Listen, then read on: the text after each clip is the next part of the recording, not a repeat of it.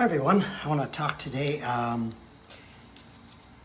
about making a painting out of something that might seem a bit daunting. It doesn't have to be an urban scene, street scenes, but these kinds of topics are perfect for this discussion. It can be anything, landscape, still life, figures, whatever you like. But very often these urban streetscapes are sort of a jumble of visual information. And so that's what I want to talk about today. How do you organize that, simplify it? How do you make a painting out of all this stuff that might not at first look like it could be? Where we are is Palermo in Sicily, very southern Italy. Amazing town, but it's this combination of beauty and decay, and it's, in that sense, it's romantic. Although, for the people that actually live there, I don't live there, so I don't know, but I just imagine it's a bit more challenging. I just use words like that, and I realize when you drop in for a few weeks as a tourist, it's easy to find the romanticism that other people may find a challenge. But just on a purely artistic level, it is very romantic, this collision of beauty and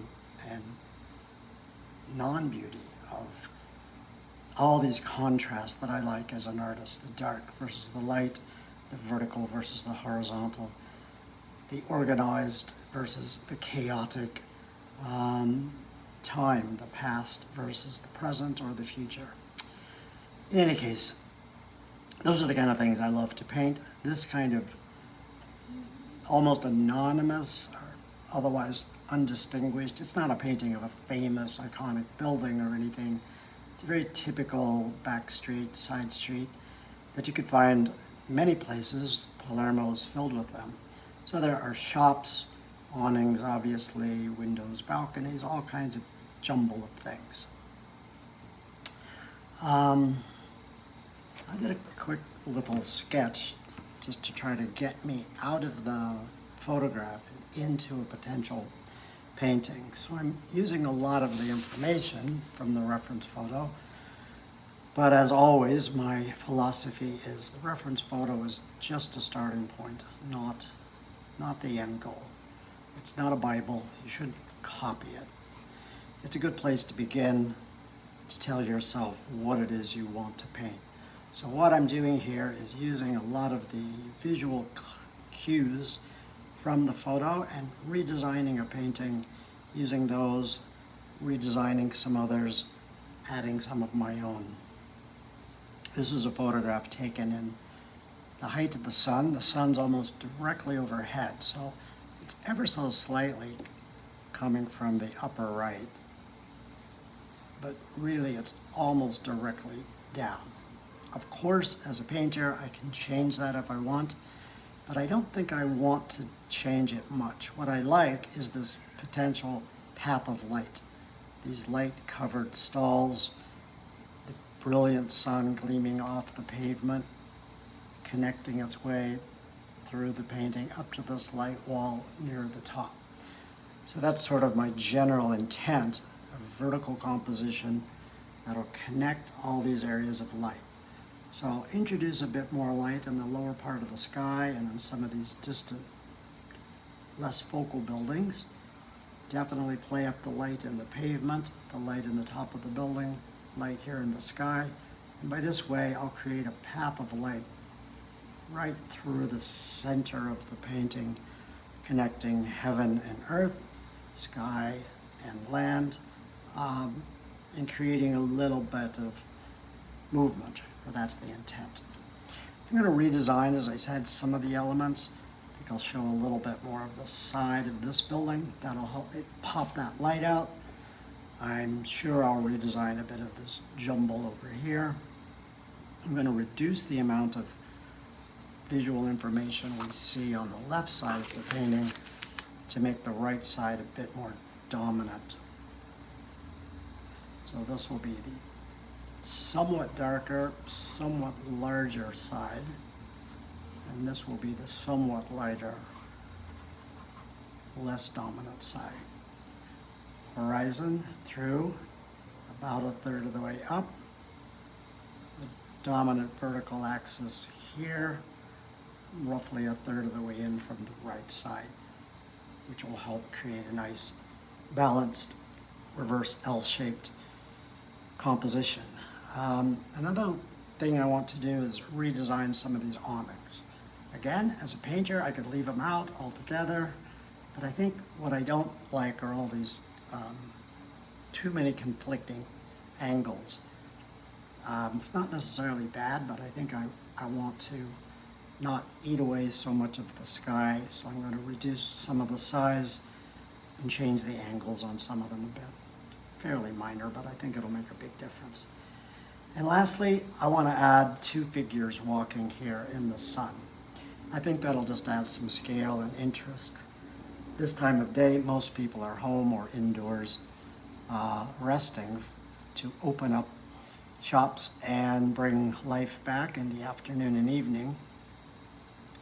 But stupid tourist that I was out there walking, and a few other people were too, so I don't think it'll look too peculiar to add a couple of figures here walking in the midday sun. I think, yeah, I think it'll add another level of narrative to the painting. Right now, it sort of discusses in a visual, nonverbal way the activity of all these streets, but in cafes and shops, but everything's covered and closed. And that's kind of nice. It sets a quieter tone to all this chaos, but I think adding the people will help flesh out the purpose and avoid this looking bleak or abandoned, which it didn't. It looked quite lively and appealing. I did a printout of a black and white version of the exact same photo, which is just an easy thing to do to help you study values. This is what sort of told me a little bit more clearly about the path of light that I want to design and about the dominant darkness of the right side versus the left. In terms of coloration, I do think I'll stick with a lucent clear blue for the sky, pretty mid-tone. Mid-tones here, definitely light, light, light, dark, a bit of darkness through here, little bits of dark here, but probably not quite as dark as over there.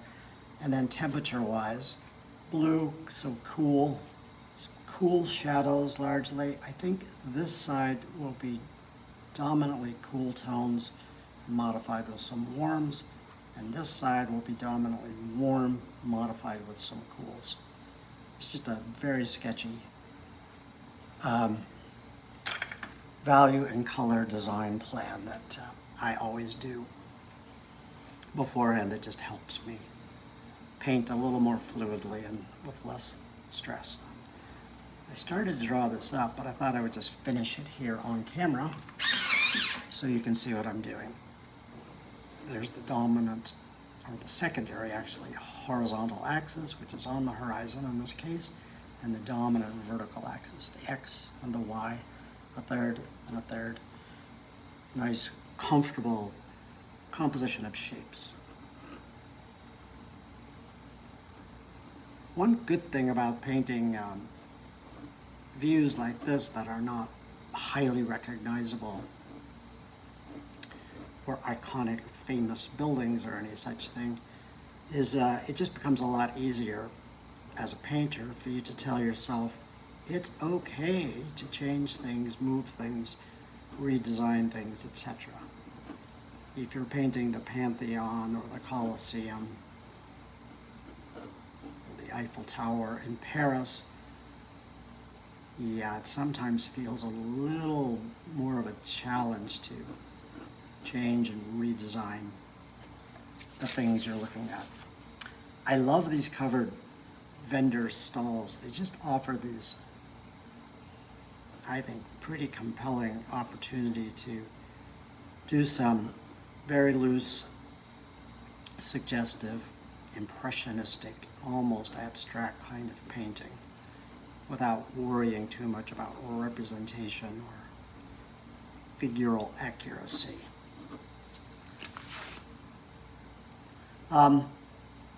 This facade is going to be largely in shadow, so darker, but doesn't mean it's going to be gray and dull. I hope. I want it to be luminous colors and unexpected lights showing through. So it is to read as a shape. All of my paintings, the way I approach everything is just think about painting in shapes. Shapes of value, shapes of solid and void, shapes of color, which carry the value. But if you can make yourself think of your paintings as just a design of shapes, gosh, everything just gets easier, feels better. So the difference being, rather than thinking of yourself as an illustrator of things, think of yourself as a painter of shapes. Just that philosophical approach really has helped me a lot. Many years, and I think many of us do this, we fall into that sort of, understandable trap of we see something we like or we find it pretty or compelling or whatever makes us want to paint it. So without thinking it through, we just begin to feel like we have to replicate it or depict it accurately. And I guess the difference is painting the way something literally looks like versus painting how something makes you feel.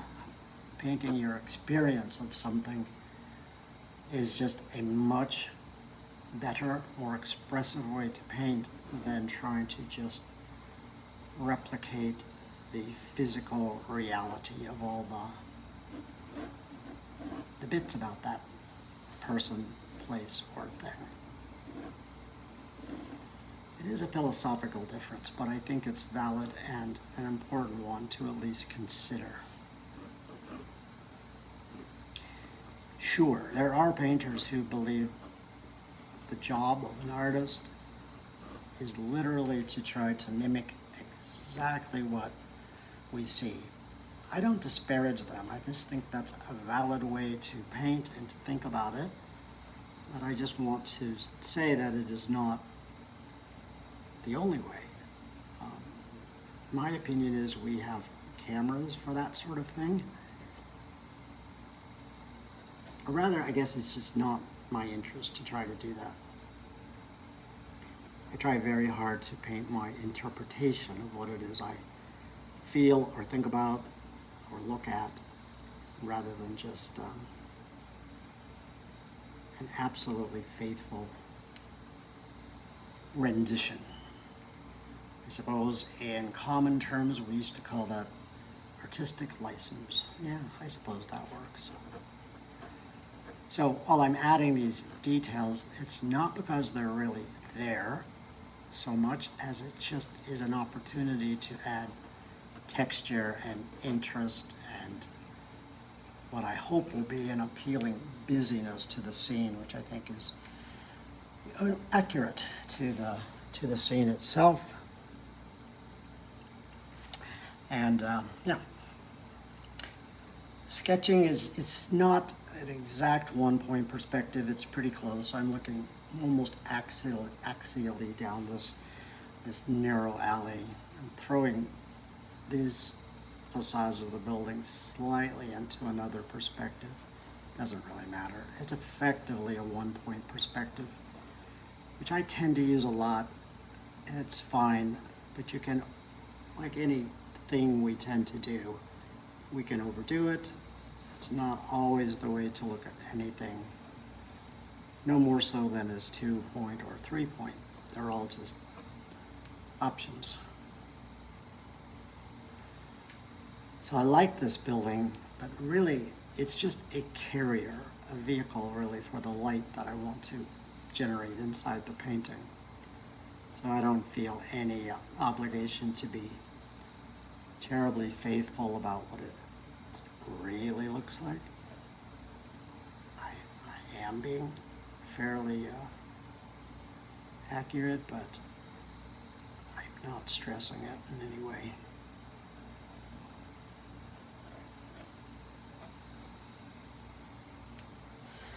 So I say all that just to say I don't want to add too much visual chaos up here to in any way detract from the light that I know the painting is going to need.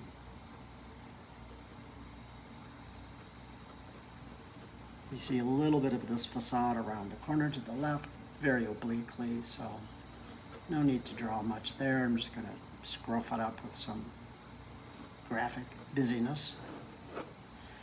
Again, I want major light to show here, here, and then here in the lower portion of the sky.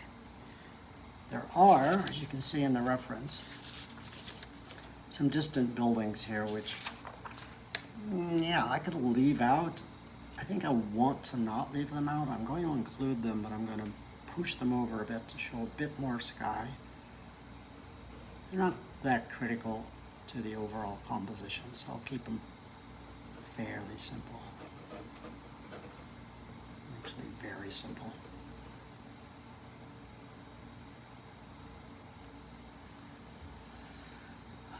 There is a parked Vespa or motorbike here, inched amongst all these covered vendors' stalls.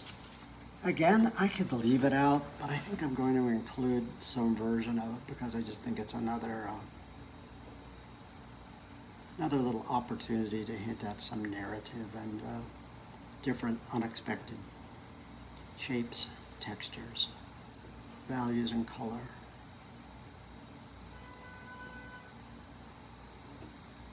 Not sure how accurately I'm drawing this, but you know.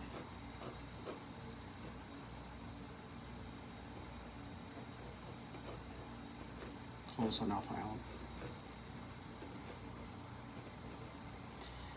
It too will be sort of lost in the shadows and not, in any way, not the star of the show. So, although I want it to look okay, I don't need it to look perfect.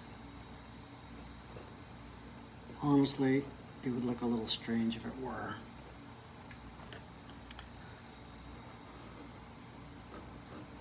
So that on this side, much more oblique angle, so everything visually, perspectively collapses on itself a little bit. Hard to see what the heck is going on. So that's a bit of a challenge because it's really what I want to happen in this painting. I want it to be a little difficult when this is all done for the viewer to even know exactly what they're looking at. I want to really celebrate this chaos and this jumble of stuff. But I want to add just a little bit, just enough order so that the viewer can maybe tell themselves, oh, I see what I'm looking at. A little bit of a puzzle, a little bit of a mystery. That is perhaps too why I want to add figures walking here, because I think they'll just help with the overall sense of narrative.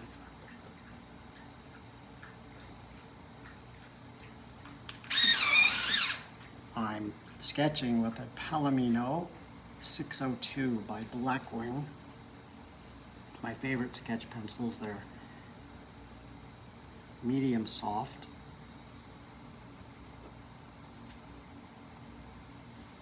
The only downside at all is that you have to sharpen them quite a lot.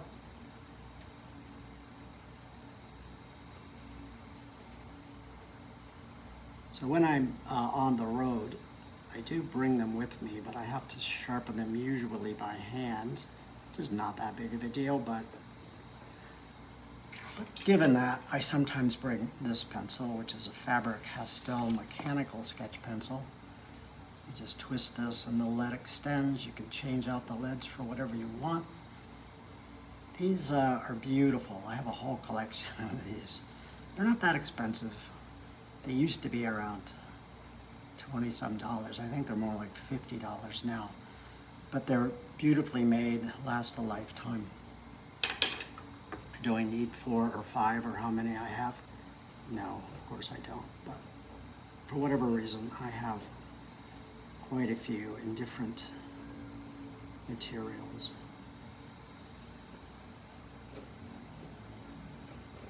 I'm not exactly proud of it, but I do collect pencils and pens. I have a lot of vintage drawing instruments, pencils.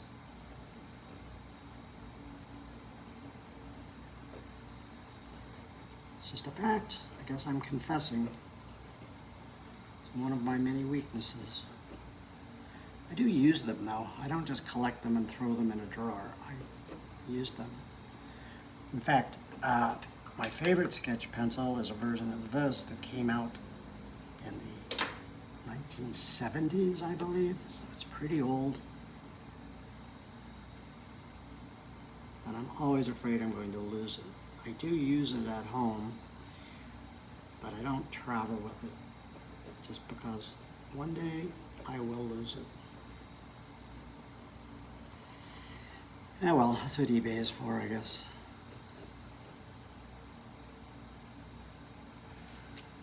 So the figures look okay. I'm wondering, do I really want them? I think I do. They'll help continue this jumble of shapes through connecting left and right. I just don't want them to eat all of my light away, and I don't think they will. I have them walking in a way where their feet are exactly in sync, and that's a little pet peeve of mine. I don't like that. So if she has this foot forward, the opposite leg will be behind, and I'll reverse it with her friend here. Not a big deal, it's just a little pet peeve. Makes it look a little more organic. Honestly, I don't know what's going on in this building back here. I think it was a lower building that was half torn down or something. It just looks like a mass of textures, so I think that's what I will do.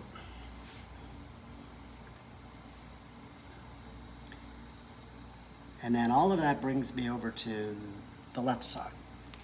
And the reference photo, again, this awning looks much too dominant in the view to me. I love these, but I've shrunk this side back. I'm going to pull those back a little so that they don't completely eat away my sky shapes.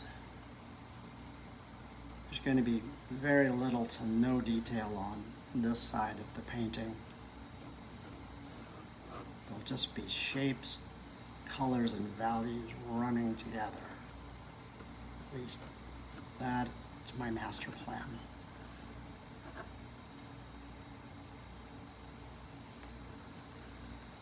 So I really don't need to worry about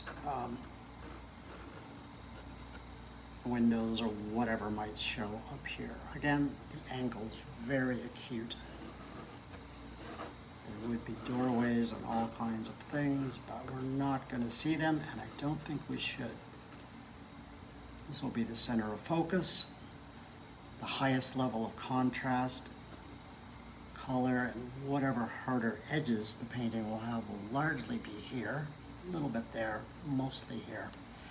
This side can become very washy, sketchy, impressionistic, and gestural. All those fancy words.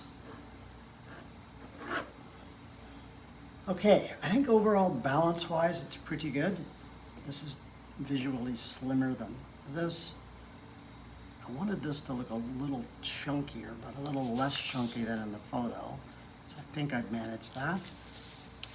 I've exaggerated the verticality of the overall composition.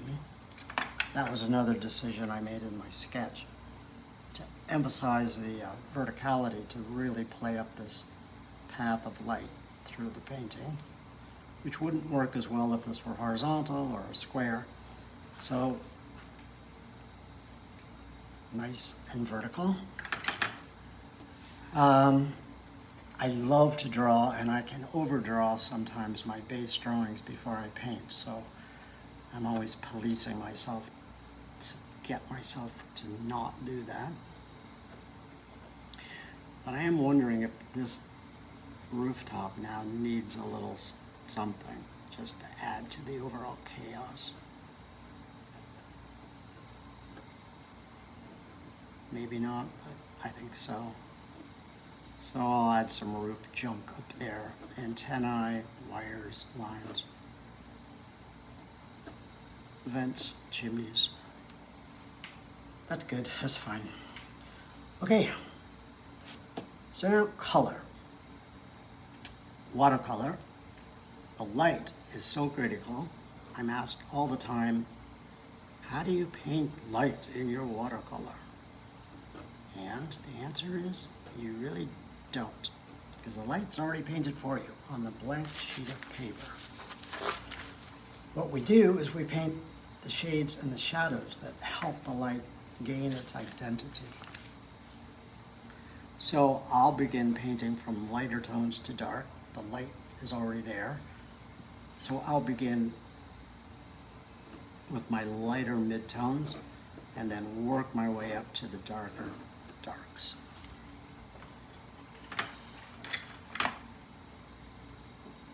I'm going to do the sky first. I want the sky to be beautiful, crisp, and blue. I think it'll help tell this sunny story better. So to do that, I want some crisp edges on the blue sky right up here, and it to be darker here at the top of the painting. So I'm flipping it upside down so that the top becomes the bottom. I'm working on a slanted board, and the gravity will play to my advantage and just pull the blue down to form a little bit of darker band at the top. So to get the transition, I'll start with this mid-sized mop brush. These are these Neef brushes that I'll link in the description. These are my signature brushes. And this is just clear water.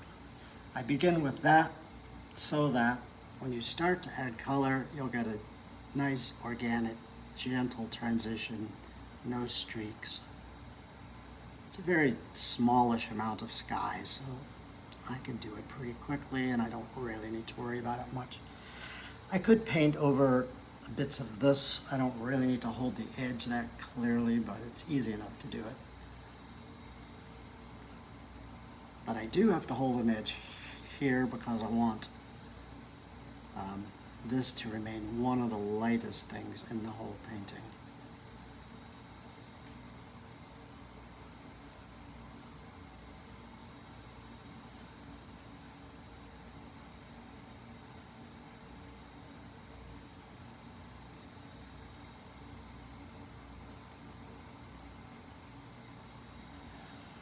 I painted the top a little more vigorously in hopes that I'd get some bits of dry brush, which did occur, and that'll just add a little bit additional texture and light at the very top of the sky. Not utterly necessary, but I think in keeping with the whole narrative of this. So into that, I'm just dropping a little bit of additional pigment. What I'm using is started with very pale cobalt blue, and now I'm dropping in some manganese, which is a bit brighter, more transparent, very transparent blue. It's slightly greenish, I suppose, so it's good for water, but for some of these very bright sunny skies, I like it as well.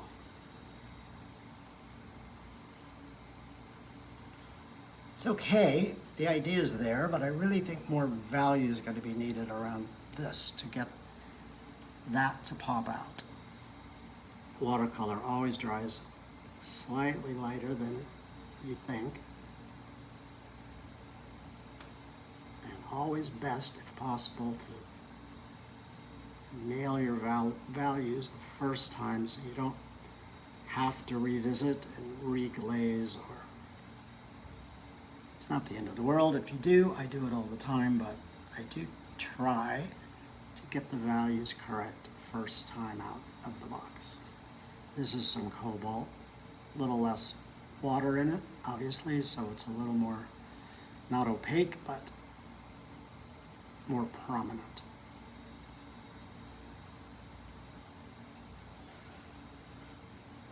That'll do. It's just, I'm not 100% sure I needed those white bits in the sky. Thought they'd be nice, but I think with the value more correct, they look a little disturbing. So I'm going to mist the sky to not knock them all away, but soften them slightly. I have these beautiful mist bottles by Holbein. They're priceless to me. It's like another brush. The downside of misting is, the upside is it helps smooth out a wash. It helps blend two tones or two colors together. But too much water naturally is just going to wash the pigment right off the page. So proceed with caution.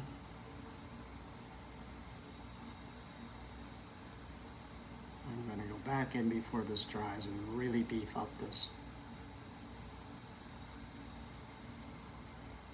juicy blue sky.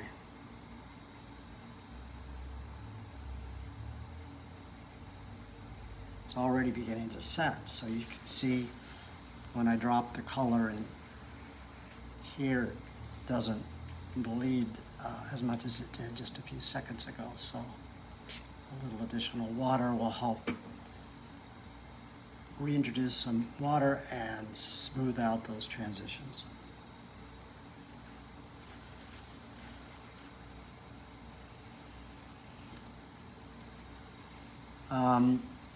I'm working on a Baohong Master's Choice paper, rough surface, 300 grams, which is equivalent to 140 pounds.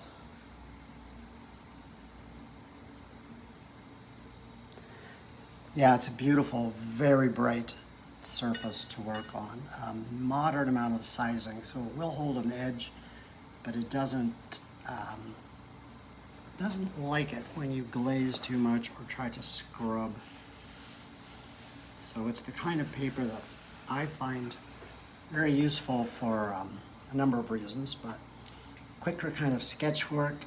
It tends to hold, it has enough sizing that it tends to hold the paint and the value pretty much the way you want. And the brightness of it is a real luxury. It really makes your paintings luminous. I love the texture for a million reasons too. Okay, this wall I want quite bright, as I keep saying, but I don't know that I want it all 100% white. So while I'm still working on my lightest lights, I'll just take a little bit of raw sienna from the bottom up with a 1/2 inch flat brush. I don't want to kill the light, but I want to knock it back here and there. Also, the rough paper is really, really useful for adding in dry brush marks, especially this textural jump and skip that you can get when you're dry brushing. Little skip marks in the paper. You can do it on smoother paper, but not as effectively. Now here's that scruffy older wall. I don't really know what it is, so that's kind of liberating. I can just make it up. This is some burnt sienna light. A little bit darker as it comes down away from the sun. So modify this with a little bit of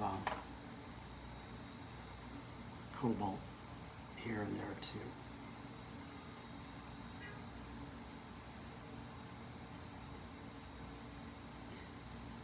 So I'm thinking of this as just what I don't want to read as pure white, but mid-toned, lighter mid-tones, and just dropping in complementary tones to add texture and identity. This dry brush kind of work also helpful for these kinds of urban scenes because it almost implies detail without literally having to draw or paint any. So that's always a good thing. This will have a little bit more identity, but I'm going to wait till all this sets.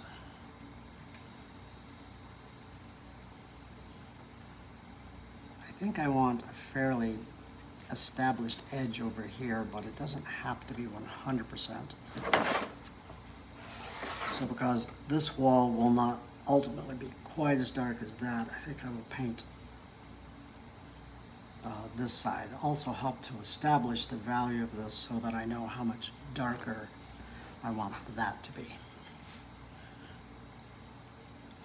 Oh, my building's in the very distance. Yes, they need to be roughed in. I should have done it already so that they would bleed into the sky.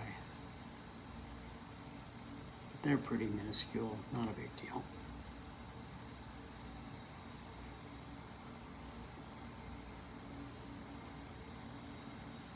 That's just some washed out raw sienna. I think it had a little bit of blue in it, so it looks a little gray, and that's okay. Very amorphous. Here, I really would like those buildings to just vanish into the sky. So rather than adding more water, I'll just feather out the edges with dry brush and make them look a little indistinct. If you want something to look far away, numbers of ways you can do it. You know, we're drawing and painting obviously on a flat two-dimensional surface. So all we have are height and width. So I think generally anything we can do to imply the magic of 3 dimensions is worth looking into. Linear perspective is one way to imply that, naturally, more technical way.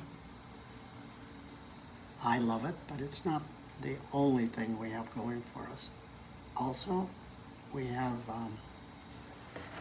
our ability as painters to,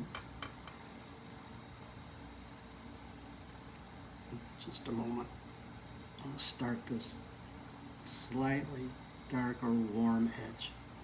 We have the ability to modulate the amount of values from what we want to appear in the foreground to what we want to appear as being in the background. So something we want to look as if it's far away, you can soften up the edges, fade out the values, desaturate the colors. Something you want to read as more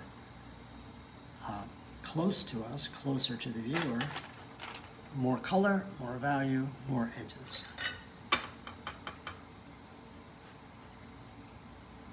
That's just some neutral tint and violet just to help get the value started, and then I'm going to drop in some burnt sienna and just let it run.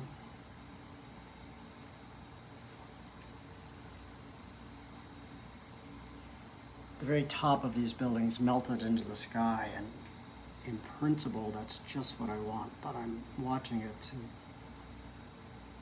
be sure, hopefully it doesn't just turn into a god-awful mess. But I think it looks okay so far. So this is somewhat more saturated burnt sienna, a nice deeper register warm, obviously. And as I say, I'm going to modify this side with some cools. So this is just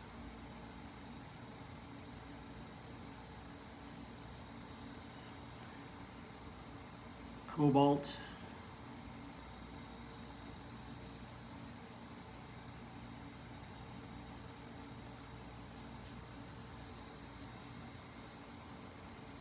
so again, I'm going for dominantly warm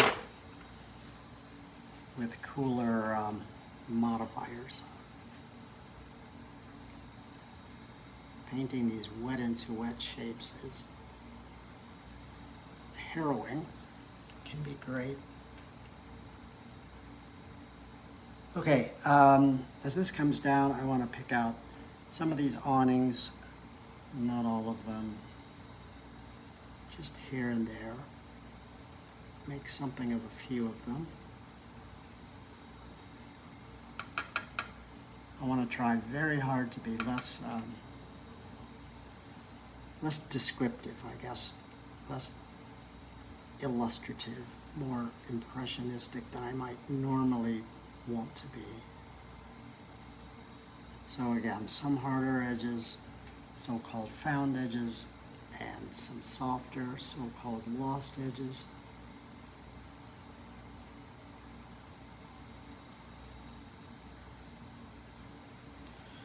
Then as the whole shape comes down further into the painting, closer to the center of focus, I can begin to tighten up just slightly here and there if I think it needs it. But while this is really wet, I'm just going to play around in the water, drop in some brighter reds. This is some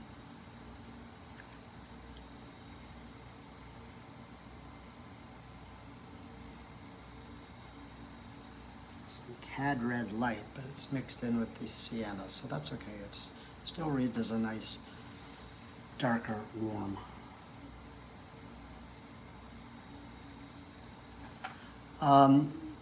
This will get a lot of attention, but I don't know that I need to do it now, although I could do most of it.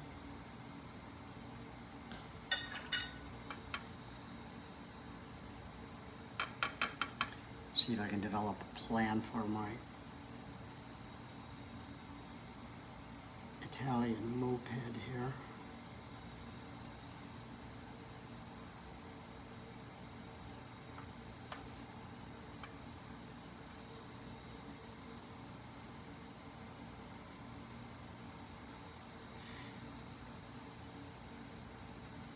This whole way of painting, again, it's a little harrowing. It doesn't always work, but when it does, it's great. The way a recognizable thing can kind of emerge from an amorphous mass of unrecognizable things. That another sort of level of detail and interest, where something emerges from nothing. It can happen in almost any painting medium, that's for sure. But I just think in watercolor it can be, when it works, it's especially beautiful.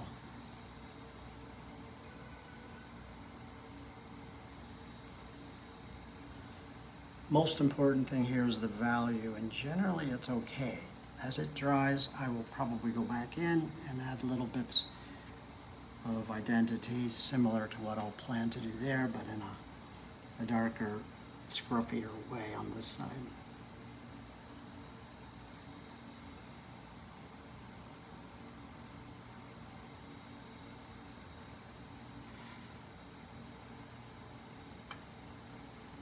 So yes, I'm being just a little careful on this side of the Vespa.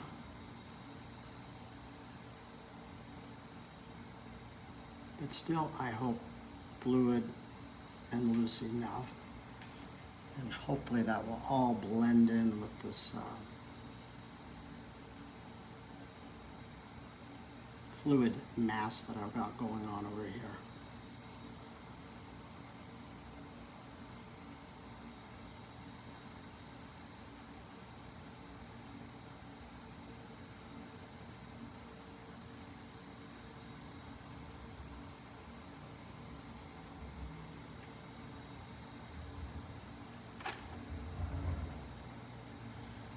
Now, before anything dries too much, I just want to add some connecting shapes, a bit more of the burnt sienna.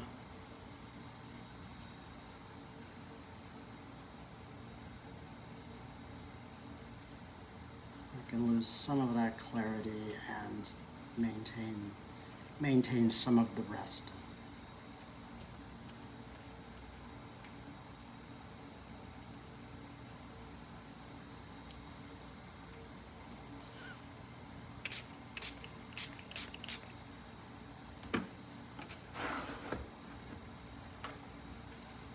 So not finished over here, but the basics are there, and I think it's, again, a nice darker mid-tone, edging toward dark overall shape with a lot of variety and luminosity within.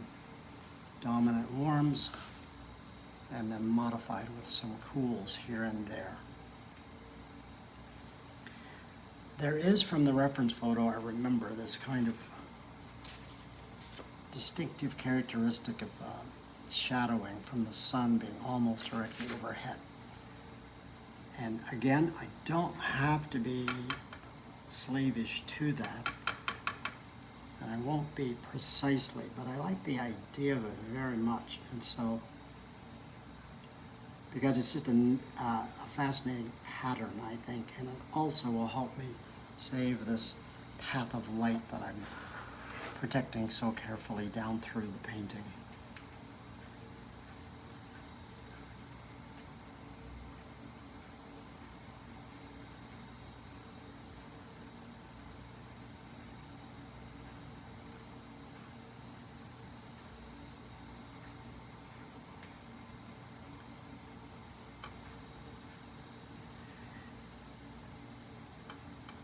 We talk a lot about what colors are shadows, and I really think that's a question without a clean or simple answer. My answer is they can be and should be any color that works in your painting. Meaning, I just don't think you have to get too hung up in the specifics of, is the color of a shadow some version of the thing that's casting the shadow? I don't think it matters. It can be, sure. I think the value of the shadow is almost always, with me, matters more than any color you use. But I think you have a lot of liberty to use whatever color you like. I'm going to go with this deep, cool tone, a bit of ultra blue, with some violet mixed in.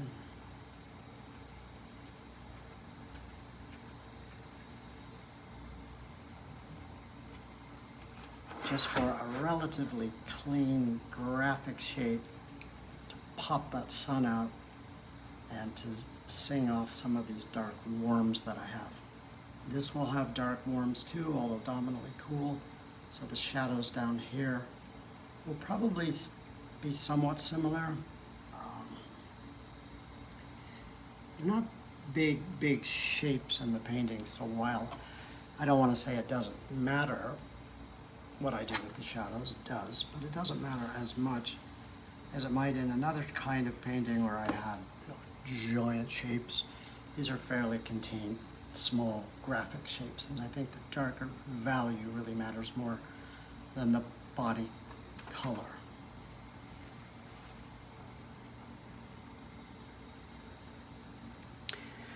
Okay, I think while I was doing all of that, what I did back here, the sky and these distant buildings have dried up enough. And also, before I do this dark shape, I'm gonna pretty much finish what I have going on here. Waiting till this dries helps a bit, but also establishing this basic value shape helps so that I know how dark or light to stay there. Something can look really good, but if the value is wonky, it's very frustrating. So again, I redesigned what I was looking at so that I could see a little bit of the side of the building here obliquely. It's in the distance, and so I don't want to go too specific or too dark on it. So I'm using a lighter warm tone to suggest a bit of a glowy uplight on the overhanging cornice. So that's, again, more raw sienna. I think the idea of that was good, but wants to be a little darker, I think. So I'll just drop a little more value in.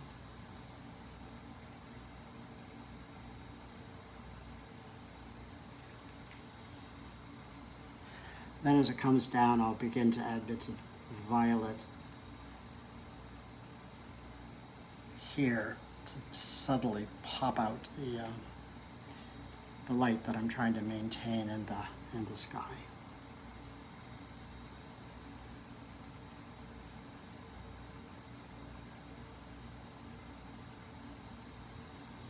On this side of the building, you'll see very obliquely little balconies, window shutters, light standards, maybe all kinds of urban junks sticking out. No need to be very specific about any of it. Just some generic shapes help tell the story, I expect, I hope. Value is the key thing. Just don't want to get it too, you don't want it too light, of course, but you definitely don't want to go too dark. If you do, then it starts to compete with this and this. So to really tell that three-dimensional story, it has to look farther away. I think that's it. That's not bad.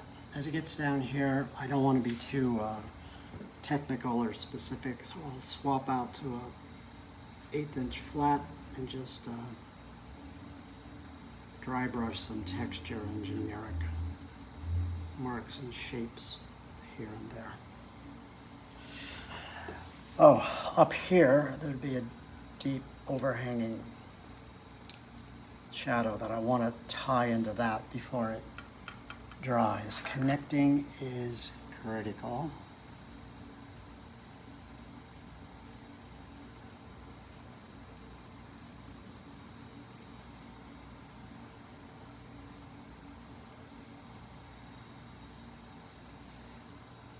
Not bad, a little aggressive with the violet though.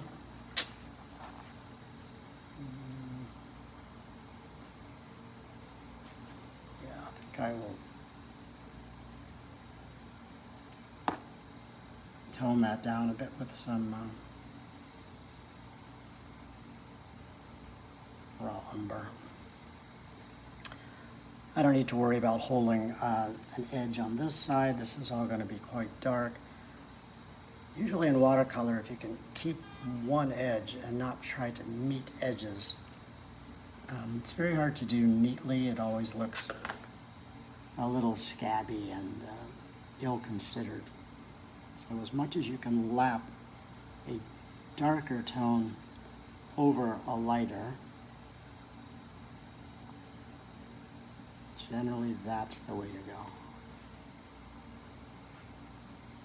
So with the pointed end of the small mop brush, I'm going to try to add some of this. I think I'm going to go to even smaller, not a rigger, but a very small round. Just for some of these wires, antennas, and that sort of thing.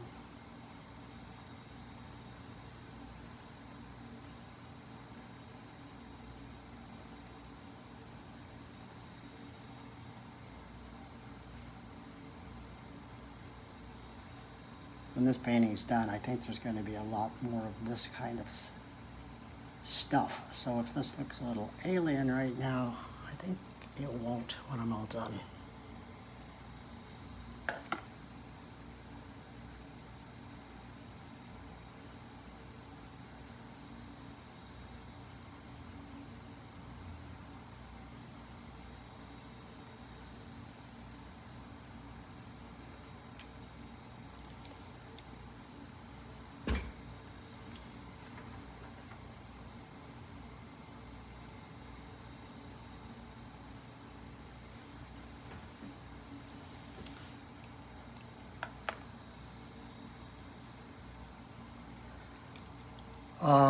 Somewhat similar treatment to these windows, just as simple as I can make them. I don't want to play them up too much. So just sort of a toggle between this raw umber and this violet. Using a Tintoretto brush, 1/8 inch flat, it's synthetic, so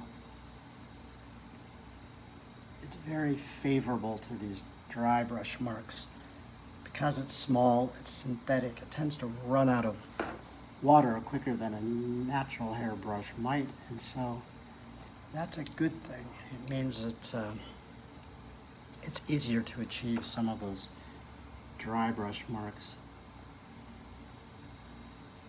with a synthetic brush. Often a very, very inexpensive brush is the way to go, just to get those really characterful, sketchy dry brush marks.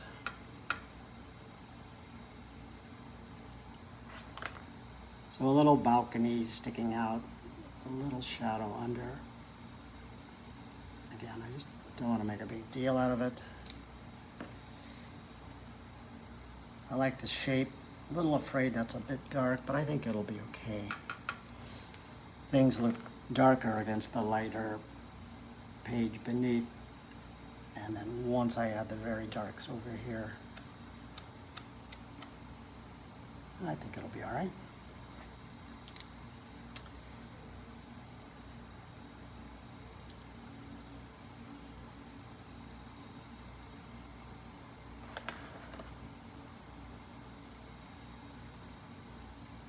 So here, I don't know, I'm just adding some generic textural marks, divots in the wall or streaks, patina from aging or the weather.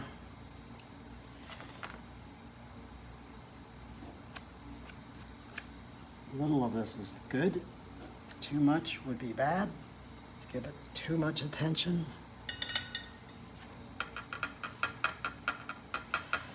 That said, I think there's a great deal of white, which I want, but I think I can afford to eat away at a little of it with just some washed out raw sienna. I'm going to add a little bit of texture to these walls. Patina.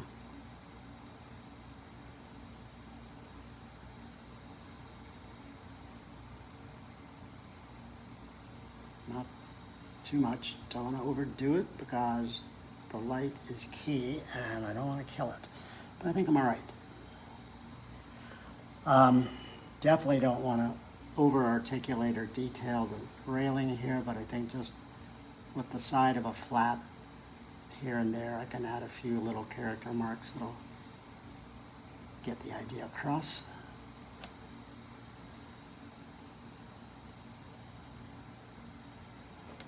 Good. It's fine. Anything slightly too articulated, but I think I'll be all right. I'm going to take a corner of a wet paper towel, though, and lightly just intentionally smush up some of that so that it looks intentionally a little messier and a little less crisp and obvious.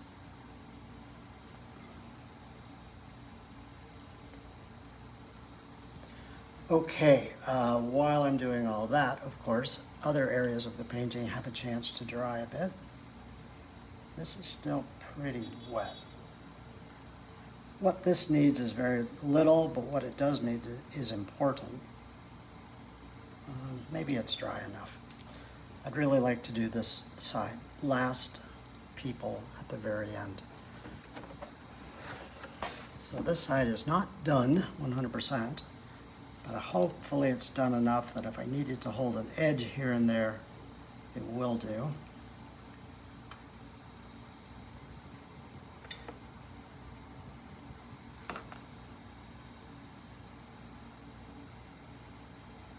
I like the indistinctness of this top awning, but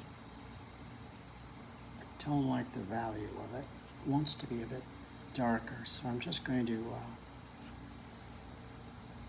impressionistically add a little bit of a sense of identity here and there.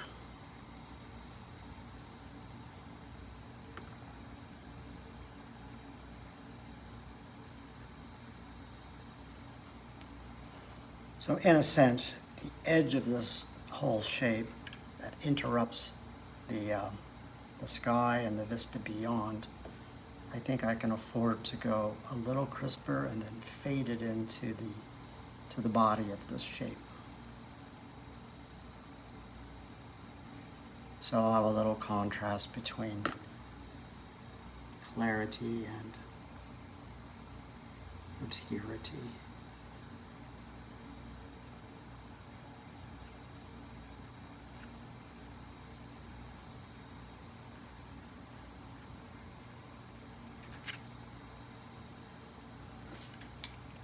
Fine. I'm not 100% sure what I drew there, so it's hard to know what the heck I'm painting. Oh, I think I intended this to be a larger awning shape.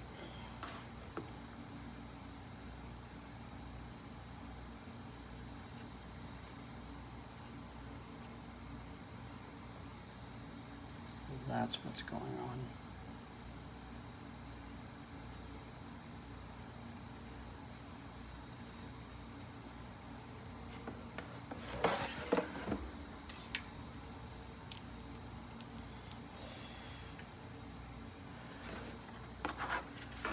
There are vertical windows and doors and things here. Again, no need to be specific about them, just very general, just a nod to them.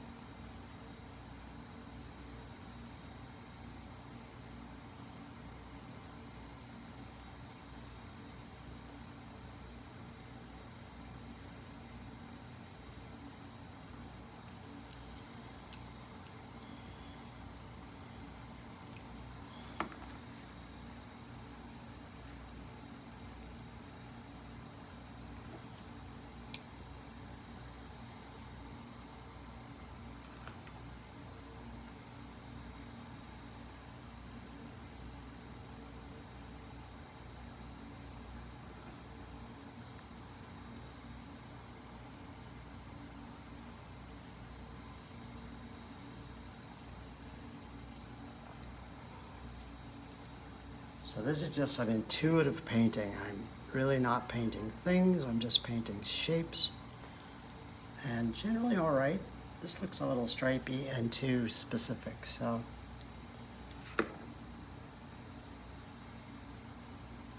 Blend in some of those tones.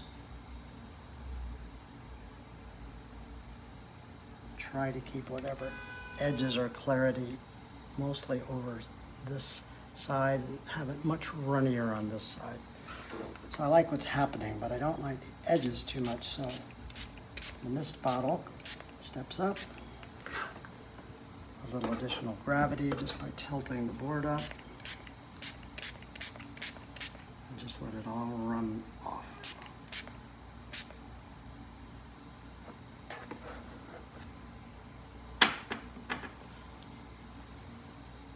So not bad. I like the shapes, I like the color blends, and I like the general value quite a lot.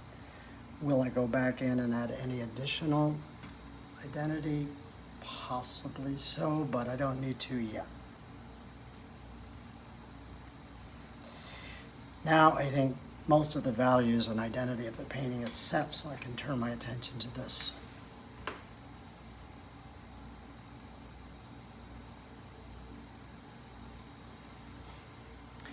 This side will have a little bit more clarity than that because the angle is less obtuse, less oblique. But it will be overall fairly dark. So I'm going to use a combination of colors, starting with a French Ultra.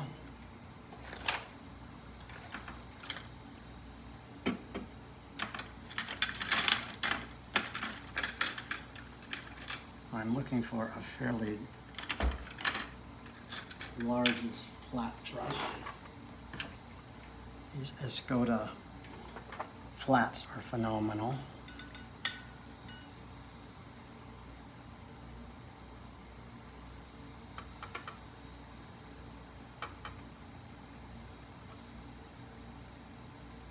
So again, the leading edge of this building wants to be pretty dark and fairly crisp. As I get away from it, I can become looser and begin to add some warmer modifiers. But for right now, this edge really wants to be dark.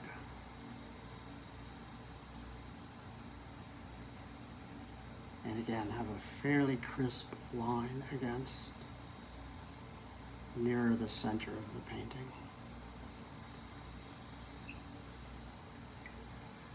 If you want to paint a fairly dark shape, if you just get the leading edge of it, which is to say the edge that's right up against the lightest light,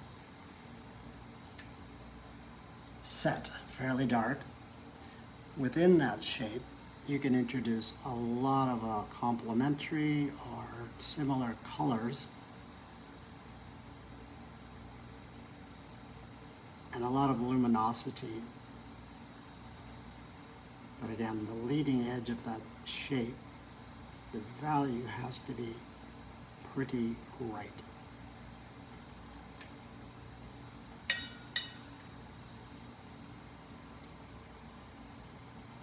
So this may be a darker, warm building. This is a little bit of alizarin crimson just to mix things up.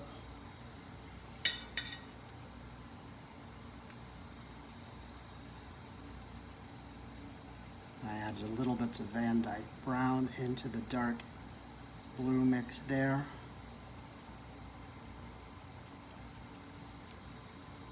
Bits of cobalt. Just allowing the gravity of the page to pull things down.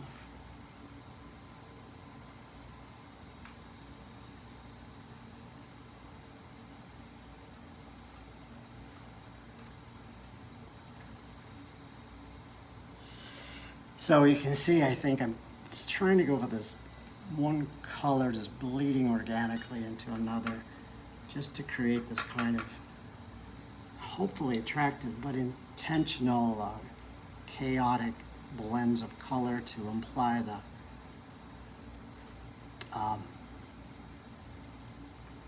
age and the patina of all these old buildings. Bits of cobalt teal dropped in.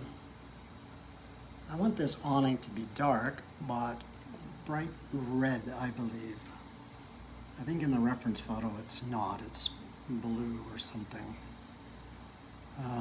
Red may be a mistake, I don't know, but it's a choice.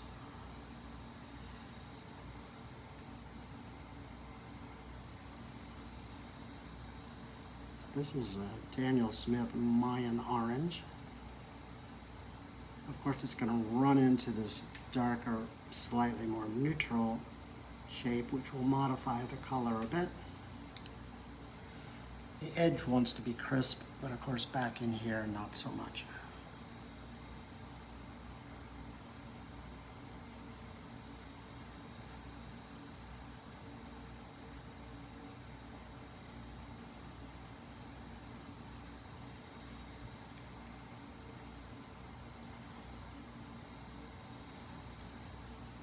Little bits of that red can run down onto the wall,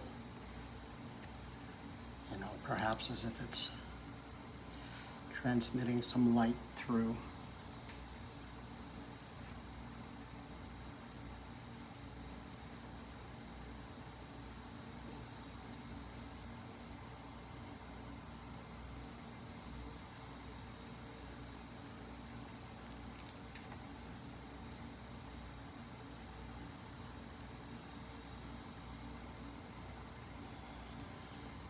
Now, some of the sun is illuminating some of these covered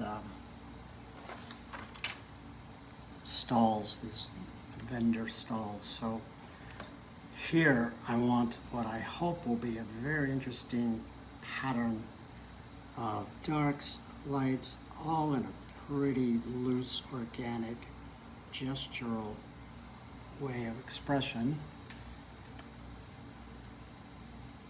May go to the 1/2 inch flat for this kind of thing, just to help cut in around all these different shapes.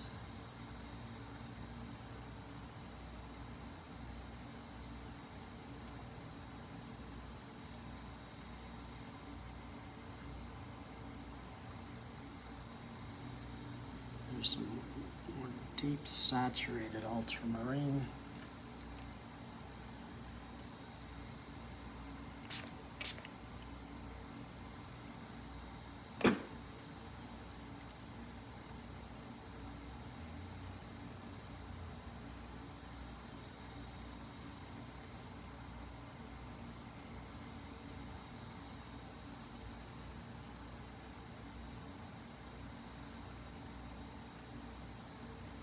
Some of these dry brush skip marks I think are good. They'll just help add more patina and texture.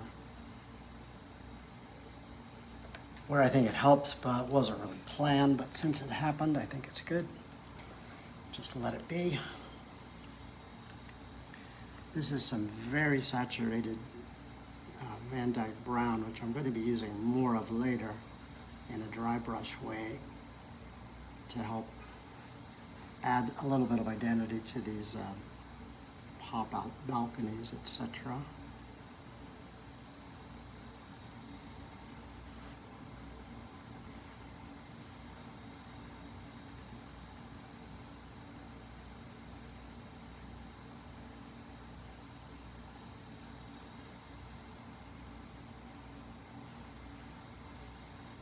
So this wet in wet work it's a bit risky in a way, but it's fun just to see what shapes happen and what transitions occur that you can't really plan. You just sort of let them be and hope for the best. As this dries, again, I can go back in and add some clarity of dry brush if I need it, but I think the mixture of the wet and wet and then the crisper, more defined dry brush is really appealing. So that messy overall look, I do quite like. I think it's good. The alizarin crimson was interesting. Not sure the absolute right choice. I get a little weary of this burnt sienna ultramarine combo though, so I'm going to mix it up. And I'm going to drop a little of that earthy red tone in here.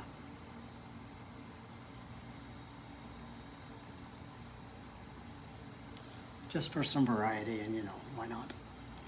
In addition, little bits of cobalt teal here and there. That might imply windows or some kind of moss, or who knows, patina on these old buildings.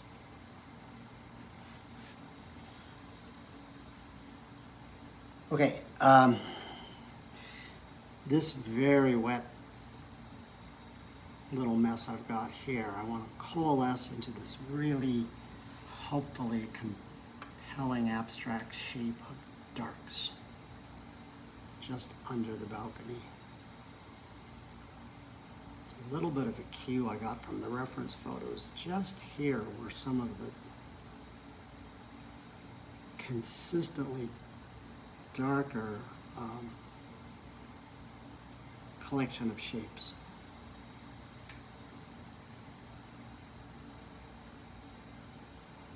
Also, we're right in the center of our center of interest, so much of the contrast, the harder edges and crisp lines should happen here.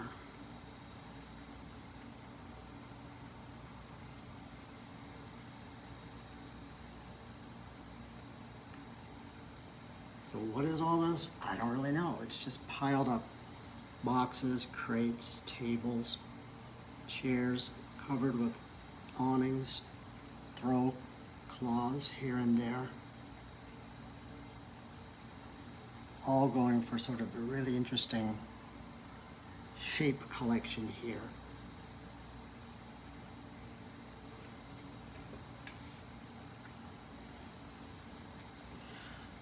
ultimately, I don't think this all wants to be white, but I think a lot of it will be, and it'll help emphasize my path of light story.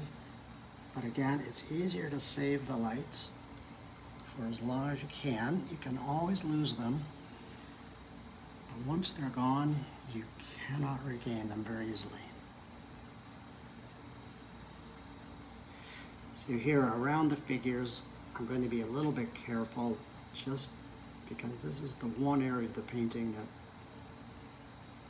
even though these are abstract shapes, I want the edges to be crisp and clean and clear.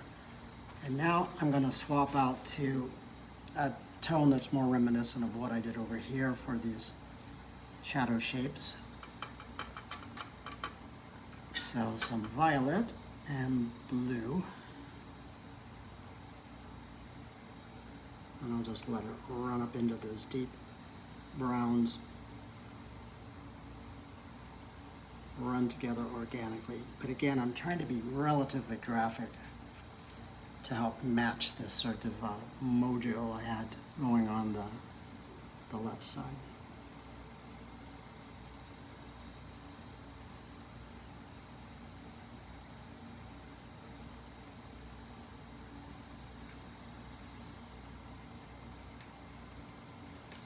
It doesn't all have to be so absolutely crisp, but a little bit of it I think is good. So here and there I can introduce some dry brush, textural stuff, but I want to, get away from the gestural and more to the specific, just a little here.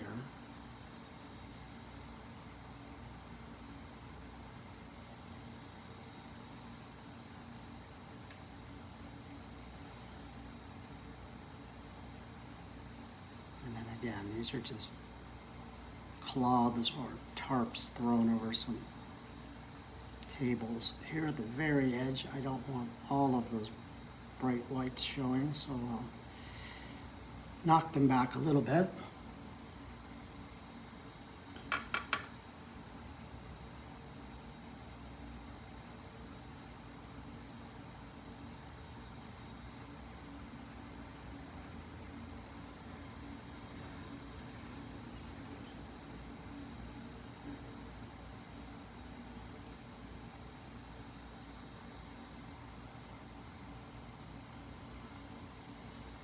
This was not supposed to be there, and is it tragic? Far from it, but I don't like it, so I'm going to finish out my shadow shape and then see if I can work that into it, or if not, if I can remove it.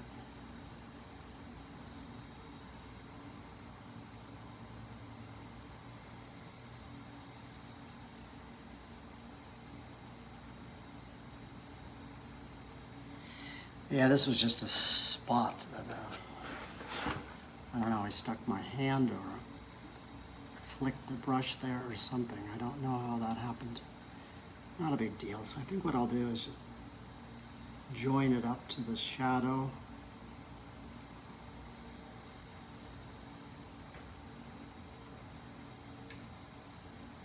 And then make it look as if I intended to do that. Helps join the left and the right a bit. Again, certainly don't want to eat away too much more of my white, but you don't want a big white zone pulling the viewer's eye right out of the page. It's generally not a great idea to have your lightest light or your darkest dark right on the very edges of the paper. I don't know that it's a deal killer, but it's just something you should try to avoid generally. So ways to address that, I'm going to use a little watered out version of my shadow tone and dry brush a little bit of that sort of thing over it, and that should do it. Again, I don't want to kill the light, I just want to contain it a bit more. So I'm relatively happy with this. The overall feel of it is pretty much just what I wanted. A little of that red glow from the canopy, I can see this is going to draw into a very unfortunate blossom, which aren't always bad, but I'm a little anti-blossom. But because it's still so wet, I think I can come in with some additional red pigment and just bleed that together. Should be fine.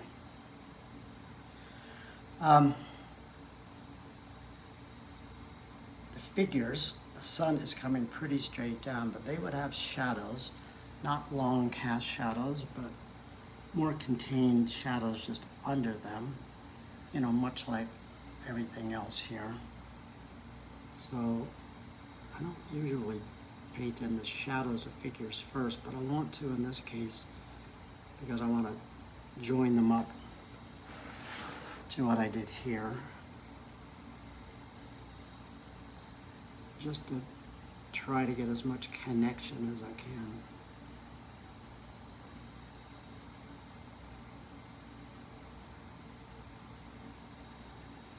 Yep, that'll do.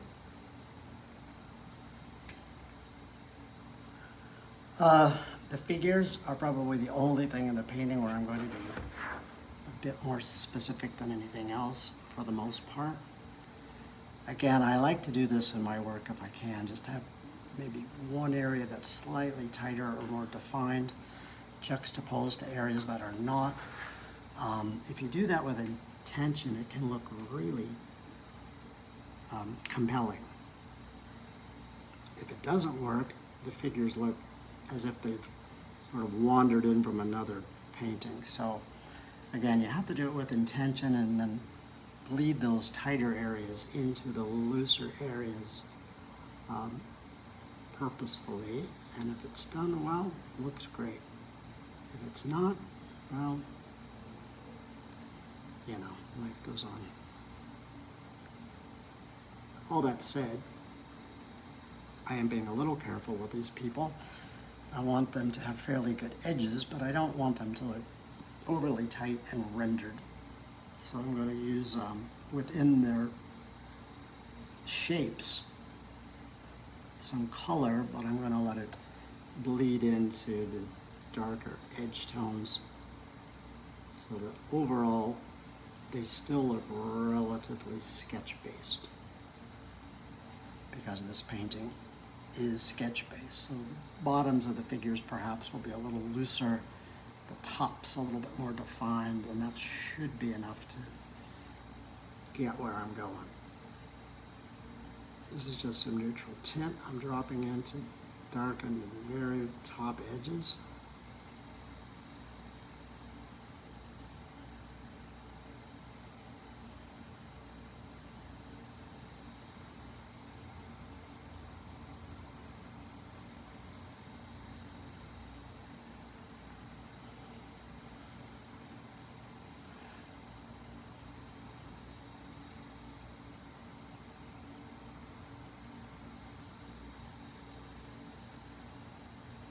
So that's some verditer blue that I just dropped into some Van Dyke brown and a little bit of neutral tint at the top. For his friend, I'm going to do a similar treatment, but picking up a bit of that red to help make it a little bit, hopefully, more sophisticated color story, one that connects. So just with this 8-inch flat, scrape in a little of the red tone. And then before it dries at the top of the figure, drop in some neutral tint to crisp up the top edge. Let it bleed down into the color.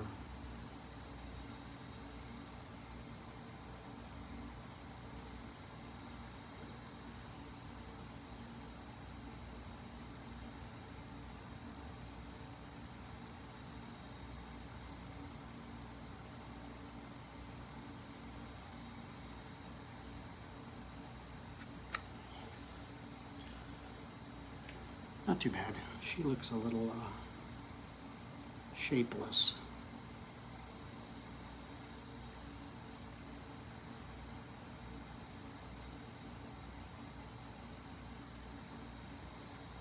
There we go, that helps. While wet, gonna add a little bit of jewel tone Mayan orange, just drop it in and let it run. Same thing with him, but with verditer blue. Just drop it into the center, feather it out a bit. So it doesn't look like he's necessarily wearing a blue shirt, it's the general idea of color. So, okay, I'm generally happy with the overall look of this, which is good. That's the center of focus. This needs some identity, but it's a bit wet still. This needs some additional. I think it's dry enough that I can do that. There are these light standards I want to add. Again, needs to be a little drier still, not much. I don't want to wrap this up fairly quickly. It's the kind of painting, well, there's probably not a kind of painting that I can't overwork, because I love to paint, so that's great, but it's kind of hard to stop sometimes. It's another confession for you. The hardest thing to know sometimes is, when are you done with your painting? Sadly for me, the answer is, well, usually about a half an hour after I should have stopped. But I think it's being sort of alert and aware. Being very alert to your painting and knowing when it really needs something, as opposed to you just thinking you should do something. There's a very big difference. Does it really need it, or do you just want to make more marks? Does it need something and you're not at all sure what that is? Maybe best to stop and think for a moment, and almost always best not to do it. Paintings that are slightly unfinished almost always look better than paintings that are overcooked. And oh brother, do I know that feeling. I've been a bit of a master at overcooking paintings. Gosh, I look back at some of my older paintings done, really paintings that weren't that bad, done just a few years ago, and I think, goodness, if I had just stopped half an hour earlier, it would have been so much better. Just too many marks, too many things going on. Part of that is not sufficiently identifying your center of focus. I think once I started to become a little bit more aware of how to do that, in this case, this area, the rest of the painting can be pretty unfinished, and it's still going to look okay. Maybe more than okay. Each square inch of your painting does not have to be as baked as your center of focus probably wants to be. So I'm just trying to do a little bit of dry brush mark. I think that's fine. It's a little bit wet still, so some of the edges aren't holding their integrity, but again, I'm going to just try to leave it alone and do that kind of thing later if I really need to.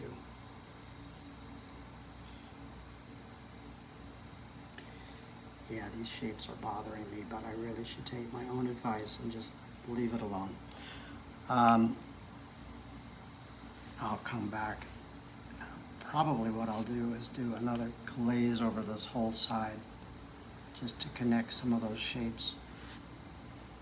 This Baohong paper is great, but because it doesn't have a great deal of sizing necessarily, when you get very wet, as I did here, sometimes the paint begins to soak into the fibers a bit and fades a little bit more aggressively than you might want. All right, this side may be still too wet for what I need to do. But I think I can add the filigree of this one street lamp.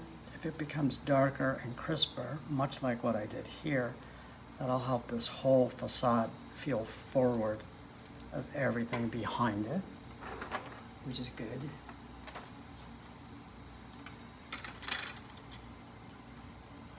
I'm going to use one of my very small mops. They have fairly long bristles and a nice point, so somewhat similar to a rigger, you can do some fairly detailed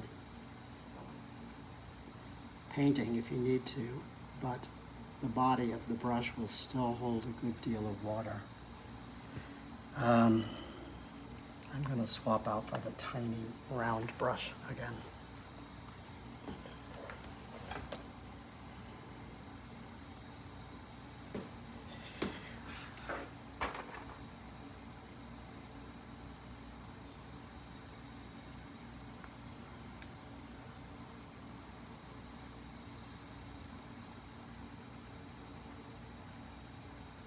This kind of painting often looks better if you just don't finish every little thing.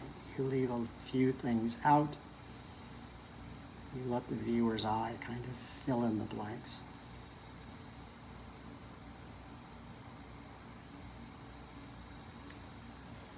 It's too easy to begin to just render every little corner and detail in it. It can start looking very clumsy and awkward.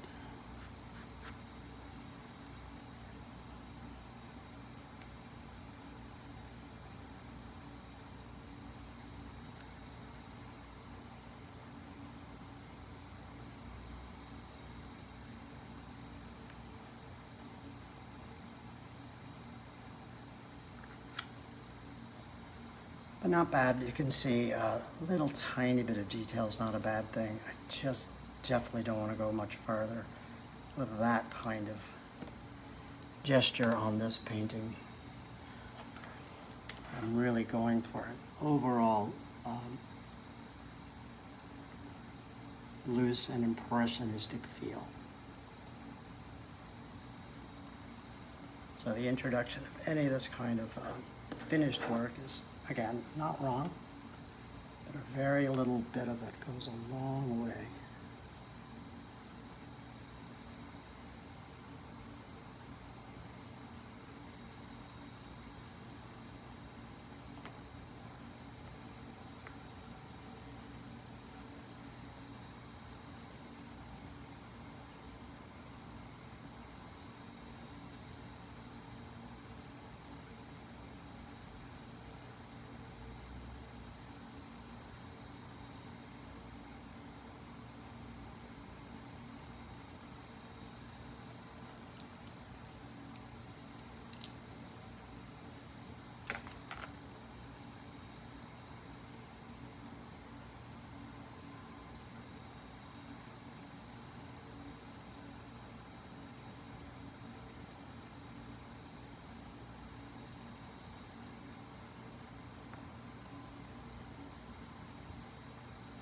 So yeah, little hints of identity on things like the Vespa here are good, but hinting I think is better than rendering it too specifically. A little bit of that teal picks up over here.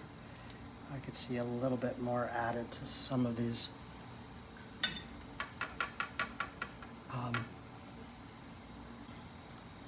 cloth coverings on some of these tables.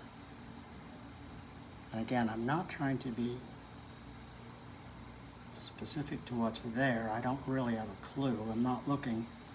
What I want to do is just eat away a little bit of that light to keep the light mostly centered here.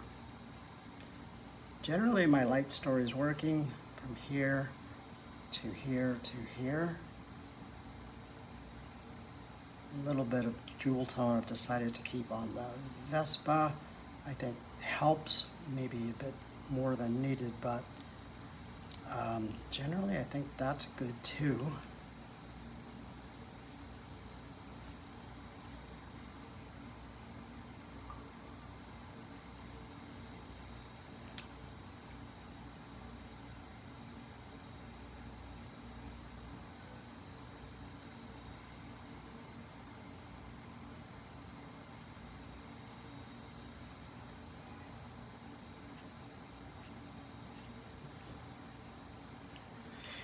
painting needs very little else. Again, it does need a glaze, slightly more warm glow on this side to help join all these shapes. And it needs a little bit of this dry brush work on this side, but it's still a bit wet still. So I think the main part of the painting is done. The overall story is there. What I tried to achieve, I think I managed. The center of interest, the path of light, this sort of compelling dialogue between clarity and obscurity, playing up the fluidity of watercolor as well as its ability to be specific. But the overall story of a quite bright sunlit back street in Palermo is all there. So as this dries, I will finish all this and post it, but I think I'm going to stop now, and thank you all for your time and your interest. Be well, see you all very soon, and happy painting.